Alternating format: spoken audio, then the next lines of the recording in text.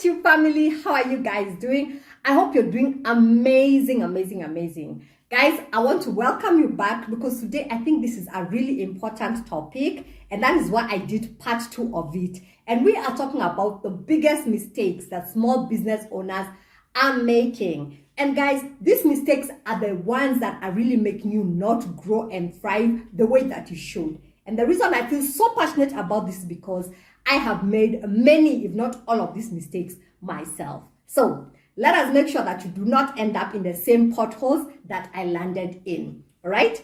If you missed part 1 of this topic, I am going to link it in the description box. Number 1 mistake, guys, producing before selling. Guys, this is an epidemic.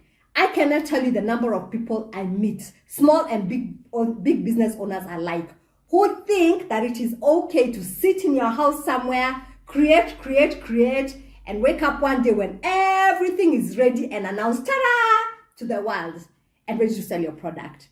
And then when it doesn't sell, then you're caught flat-footed and frustrated. My number 1 piece of advice is this. Do not ever start to produce something that the market has not told you it needs. If you have not established the interest or even sold a few of them first, please do not go ahead and create it. Number 2, not doing your research. And this is related to the first one, but this is even worse because there are too many people who think that the market is flooded. There are too many competitors. All the good ideas are taken. And as a result, what they do, they go ahead and engage in copy-paste businesses. They see somebody is doing well at something, and then immediately you find 50 other people are doing the same thing without having done your due diligence and the research about the market landscape and is this something the market actually needs, or even if you do it, how you can differentiate yourself such that it is a no-brainer for your market or for your people. Everybody has people. The market is big enough for everyone. So again, number 1 piece of advice, embrace abundance. There is enough for all of us. Number 3 mistake, rushing to register a limited liability company. Having an LTD after your preferred name comes with costs administratively, legally, financially because of taxes. So if you're not at the point where you can manage all those costs and all those headaches administratively, I would just start by maybe just getting yourself a sole proprietorship or a partnership, get yourself a registration certificate, and then start from there. And when you're fully established and everything looks like it has stabilized a little,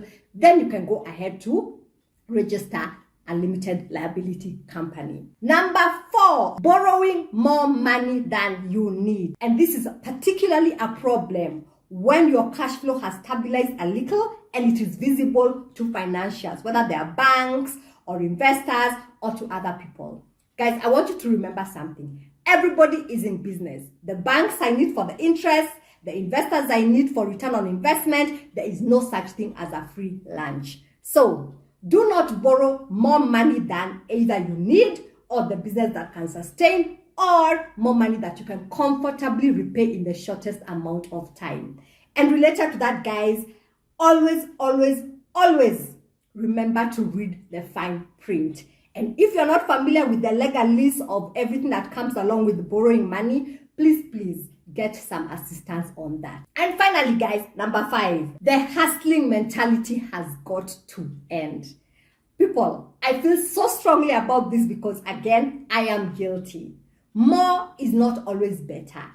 When you think you're juggling multiple balls in the air because in your head it is a way of managing the risks of business failing, you're actually doing the opposite because you are dividing your efforts, dividing your focus, dividing your resources. And when you have 2, you're dividing all those things I've said by 2. If you have 3, you're dividing by 3. If you have 10, you get the picture, right? Pick one thing and focus on it and work on it until it starts working. And if you have followed the process I have outlined above about how to do your research, how to identify what you should be selling, and how to basically sell something that the market is begging for, probably even before they need it, I am going to link to those videos in the description box because, guys, those will really help you to get off that hustler mentality train. That is an epidemic. All right, guys, do you know people who are making these mistakes, or are you making them yourself? I would love to hear what your experience was. and how you actually overcame it. Share this with your friends, share this with your business partners,